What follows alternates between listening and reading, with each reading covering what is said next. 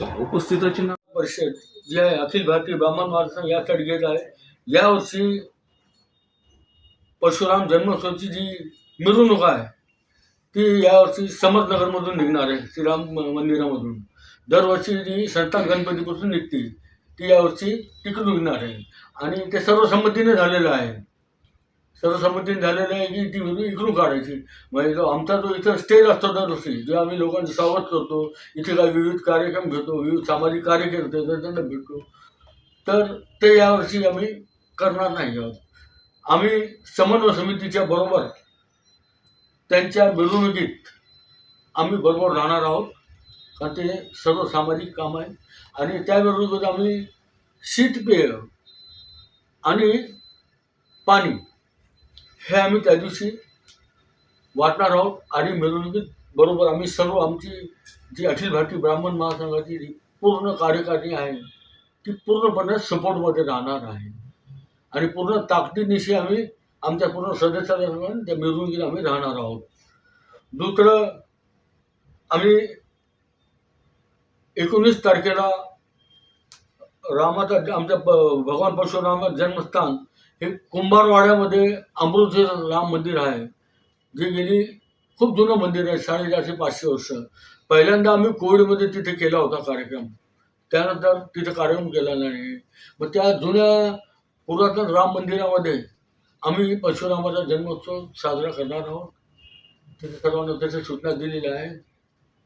ते करून संध्याकाळी आम्ही मिरवणुकीत सहभाग होणार आहोत. त्यानंतर सोमवारी आमचा काही कार्यक्रम नाही.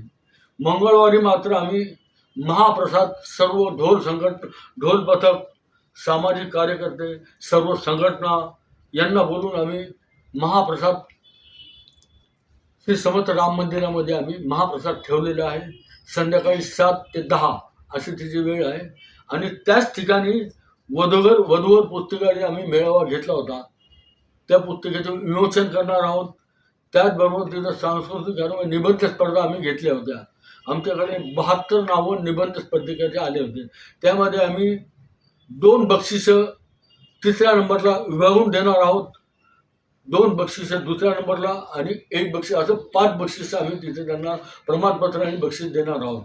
तसं बुद्धिबळ स्पर्धा आम्ही घेतल्या, त्याचं बक्षीस वितरण आम्ही त्याच दिवशी करून टाकलं होतं, कारण ते पूर्ण नंतर येत नाही. निबंध स्पर्धा, त्याचबरोबर तिथं सांस्कृतिक स्पर्धेमध्ये वेशभूषेमध्ये जे लहान लहान बालके येतील, वय वर्ष 6 ते 10 अशांनाच आम्ही बोलवलेलं आहे. असे जे आमच्याकडे 27-28 नावं आलेली आहे, असे मुलं जे तिथे येऊन आपलं हे सादर करतील, परफॉर्मन्स सादर करतील, त्यांना पण आम्ही 3 बक्षिसं तिथेच आम्ही देणार आहोत. त्याचबरोबर आम्ही भगवान परशुरामाविषयी PPT म्हणजे प्रोजेक्टरवर आम्ही तिथे पूर्ण चलचित्र, त्यांची जीवनशैली तिथेच दाखवणार आहोत. आणि तिथं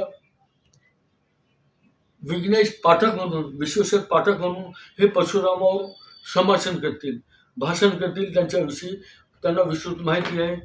त्यांनी काही नाटक पण लिहिलेले आहे आणि काही पाठ पण दिले, ते त्याविषयी तिथे सांगतील. आणि प्रोजेक्टरवर PPTवर आम्ही अशा प्रकारे आम्ही आमचा पूर्ण प्रोग्राम ठरवलेला आहे. पूर्ण संघटना, ढोल पथक संघटना आणि आमचे काही कार्यकर्ते, जे सामाजिक कार्यकर्ते आहेत, त्यांच्या तिथे बोलवणार आहोत. ते स्वतः तिथे येणार आहे. सर्वांनी मला अशी हमी दिलेली आहे. त्यामध्ये अभिषेक नाना, या कार्यक्रमाला प्रमुख पाहुणे म्हणून कोणाची उपस्थिती लाभणार आहे? आता काही 4 प्रमुख पाहुणे आम्ही ठरवलेले आहे. 4 प्रमुख पाहुणे, तर त्यापैकी अमोल सातोडकर म्हणून आहे, ॲडव्होकेट विश्वेश घाणेकर आहे, त्याचबरोबर मनोज जोशी म्हणून आहे, आणि समन्वय समितीचे जे अध्यक्ष आहे मिलिंद दामोदरे, ते पण आमच्याबरोबर आहे. अशा पद्धतीने आम्ही ठरवलेले आहे. शोभायात्रेमध्ये आपण पाणी आणि सरबताचं वाटप कुठे करणार आहात? आणि सरबत कुठे करणार आहात? एक आमच्या समर्थनगरमध्ये राहणार आहे, निराला बाजार कॉर्नर सिग्नलवर. दुसरं आम्ही करणार आहोत SB बस स्टॉप, आणि तिसरं संभाजी पेठा, जिथं सर्वांचं सगळ्यात शेवट होतं तिथं.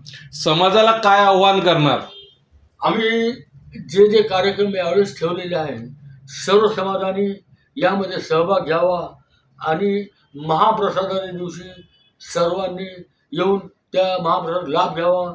एवढी मी सर्वांना आवाहन करतो, नम्रतेची विनंती करतो. जय परशुराम. भगवान परशुरामाला टी पॉइंट येथे अभिवादन करण्यासाठी आपण जाणार आहात का? नाही, पुन्हा माझे शक्य होणार नाही कुठे जाणं, त्यामुळे मी कुठेही जाणार नाही आहे.